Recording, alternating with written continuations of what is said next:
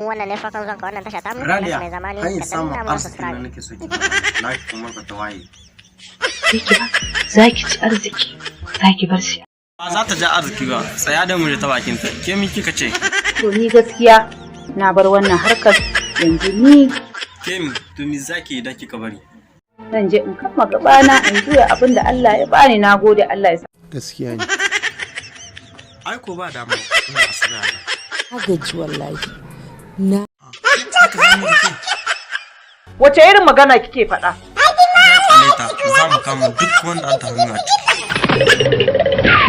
Ya naga guda ga nan bai ji ba, ai karan kai kama. Sa, an yi abin nan ko zai yi?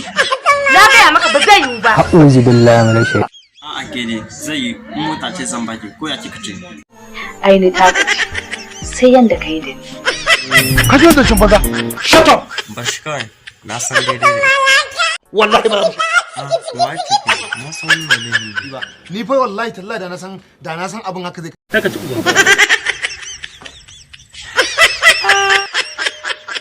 Oi guys, s'il te plaît, si c'est ta première fois d'arriver sur cette chaîne, press subscribe and like.